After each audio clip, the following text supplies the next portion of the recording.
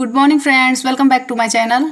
तो फ्रेंड्स, मैं आज आप लोग से जीनिया प्लांट के बारे में केयर टिप्स शेयर करूंगी कि किस तरह से जब हम नर्सरी से प्लांट लेकर आते हैं तो उनकी देखभाल करें। क्योंकि अक्सर ऐसा होता है फ्रेंड्स कि जब नर्सरी से प्लांट लाते हैं तो उनकी ग्रोथ अच्छी होती है और फ्लावरिंग भी अच्छी होती है, लेकिन कुछ दिनों बाद हमारा प्लांट ख़राब हो जाता है। तो उसका क्या कारण है जिसके कारण से हमारा प्लांट ख़राब हो जाता है और फ्लावरिंग भी कम हो जाती है, यही आप लोग से शेयर करूँगी आज। और केयर बताऊंगी कि किस तरह से अपने प्लांट को हम बचा सकते हैं। क्योंकि मेरे भी एक दो प्लांट ऐसे हैं फ्रेंड्स जो ख़राब हो गए हैं। तो किन कारणों से वो प्लांट ख़राब होते हैं, ताकि मेरा प्लांट तो ख़राब हो ही चुका है तो आप लोग सावधानी बरत सकते हैं और अपने प्लांट को बचा सकते हैं। तो सबसे पहले तो फ्रेंड्स मैं ये बताऊंगी कि जब भी आप नर्सरी से प्लांट लेकर आते हैं तो उसे बिल्कुल वेल ड्रेन मिट्टी में आप तैयार कीजिए, रिपोर्टिंग कीजिए। और जीनिया के प्लांट को आप अक्सर प्लांट ये होता है कि ओवर वाटरिंग से ही प्लांट ख़राब होते हैं। तो जब भी आप पानी डालें गमले में तो गमले की मिट्टी बिल्कुल चेक कर लीजिए।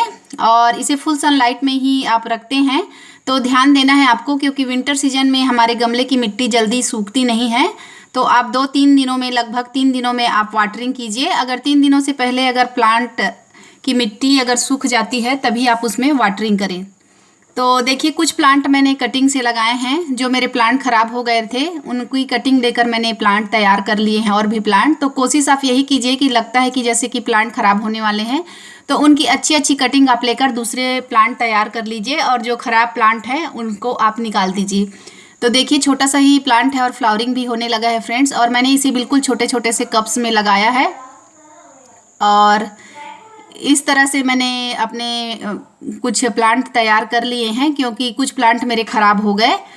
तो जीनिया में सबसे बड़ा कारण होता है फ्रेंड ओवर वाटरिंग होता है। और ज़्यादा फर्टिलाइज़र भी मत दीजिए आप, क्योंकि ज़्यादा फर्टिलाइज़र देने से भी हमारे प्लांट जल जाते हैं और ख़राब हो जाते हैं। तो देखिए, मेरा एक प्लांट है, मैंने इनको ज़्यादा फर्टिलाइज़र भी नहीं दिया है और मैंने इसकी देख रेख भी अच्छी की है, ओवर वाटरिंग भी नहीं हुई है। लेकिन शायद मुझे ऐसा लगता है कि इसमें ओवर वाटरिंग ही हो गई होगी, इसी वजह से मेरा प्लांट ख़राब हो गया है। क्योंकि मैं चेक करके तो दी हूँ ज़रूर मिट्टी, लेकिन पता नहीं क्यों मेरा ये प्लांट ख़राब हो गया। तो एक प्लांट तो थोड़ा सा बचा हुआ है और एक प्लांट बिल्कुल पूरी तरह से ख़राब हो गया है। तो मैंने फर्टिलाइज़र उतना नहीं दिया है, ये तो कोई रीज़न है नहीं। और अगर ये प्लांट ख़राब हुआ है फ्रेंड्स तो ओवर वाटरिंग से ही मेरा प्लांट ख़राब हुआ है। तो आप ओवर वाटरिंग से बचिए। विंटर के अधिकतर प्लांट जो होते हैं वो ओवर वाटरिंग से ही ख़राब होते हैं। तो जब भी आप गमले में पानी डालें तो अपने गमले की मिट्टी के 1 से 2 इंच तक, जब गमले की मिट्टी सूख जाती है, ड्राई हो जाती है, तभी आप वाटरिंग करें। इस बात का हमेशा ख्याल रखिए। और ऐसे जगह पर जीनिया के प्लांट को प्लेस कीजिए जहाँ पर अच्छे से फुल सनलाइट आती हो, जिससे हमारा प्लांट अच्छे से ग्रोथ भी लेगा और इनमें फ्लावरिंग भी अच्छी होगी। और दूसरा रीज़न ये होता है फ्रेंड्स, जब हम नर्सरी से प्लांट लाते हैं तो हमारे प्लांट में फ्लावरिंग तो उस समय होती है, लेकिन उसके बाद फ्लावरिंग बिल्कुल रुक सी जाती है या फिर 1-2 फ्लावर्स ही आते हैं। तो उसका रीज़न ये है कि हम फर्टिलाइज़र नहीं देते हैं। एक बार हम नर्सरी से प्लांट लाते हैं और हम सोचते हैं कि हमारे प्लांट में बहुत अच्छी फ्लावरिंग हो। तो फ्रेंड्स, प्लांट को एनर्जी के लिए भी, फ्लावरिंग के लिए भी भोजन की ज़रूरत पड़ती है, तो फर्टिलाइज़र की ज़रूरत पड़ती है। तो इन्हें फर्टिलाइज़र दीजिए। तो मैं इसे फ्रेंड्स वर्मी कंपोस्ट का ड्राई फर्टिलाइज़र देती हूँ। और 20 दिनों का गैप जरूर रखिए। आप कोई भी फर्टिलाइज़र किसी भी प्लांट को आप देते हैं तो 20 दिनों का गैप जरूर रखिए। पहले ड्राई वाला आप फर्टिलाइज़र दीजिए, जैसे मैं वर्मी कंपोस्ट देती हूँ उसके 20 दिन बाद लिक्विड फर्टिलाइज़र देती हूँ। तो लिक्विड फर्टिलाइज़र में फ्रेंड्स अभी आप सरसों खली और नीम खली का लिक्विड फर्टिलाइज़र दे सकते हैं, बनाना पील्स का लिक्विड फर्टिलाइज़र दे सकते हैं, वेजिटेबल पील्स का लिक्विड फर्टिलाइज़र यदि आप बनाते हैं तो उसे भी दे सकते हैं। और सरसों खली का लिक्विड फर्टिलाइज़र तो विंटर प्लांट के लिए एक वरदान जैसा है फ्रेंड्स। तो उसको आप अच्छे से डाइल्यूट करके 1 दिन भी भिगा सकते हैं और 2 दिन भी भिगा सकते हैं। ज़्यादा दिनों में ये हो जाता है कि उसमें थोड़ी सी बैड स्मेल आने लगती है। मुझे भी शुरू बहुत ख़राब लगता था वो फर्टिलाइज़र डालने के लिए, लेकिन अब आदत सी हो गई है। तो सरसों खली, नीम खली का फर्टिलाइज़र, लिक्विड फर्टिलाइज़र बनाकर आप प्लांट को दीजिए। और वर्मी कंपोस्ट तो आप दीजिए। वर्मी कंपोस्ट का रिजल्ट बहुत बेहतर आता है, क्योंकि मेरे गार्डन के प्लांट आप लोगों ने देखे हैं और फ्लावरिंग भी देखे हैं। तो उन सबका ज़्यादातर मैं श्रेय वर्मी कंपोस्ट को ही देना चाहूँगी, क्योंकि वर्मी कंपोस्ट का रिजल्ट बहुत अच्छा मिलता है।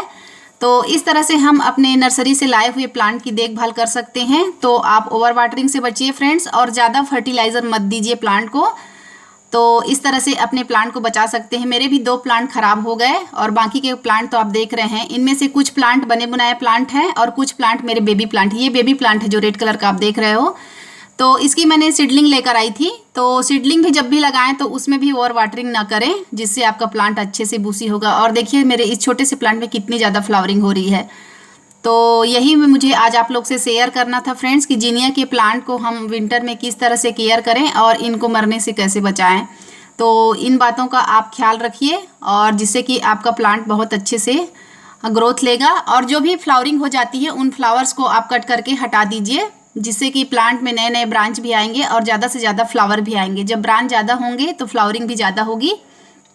तो इस बात का मैं हमेशा ख्याल रखती हूँ। और जो भी सूखे हुए फूल होते हैं उनको मैं हमेशा हटा देती हूँ, ताकि प्लांट की जो एनर्जी है वेस्ट ना हो। तो आज का मेरा यही टॉपिक था फ्रेंड्स कि जिनिया के नर्सरी से लाए हुए प्लांट, चाहे जिनिया के प्लांट हो चाहे कोई सा भी प्लांट हो, हम उसको कैसे बचा सकते हैं और अपने प्लांट की ग्रोथ बढ़ा सकते हैं। तो फिर मिलते हैं फ्रेंड्स, बाय बाय।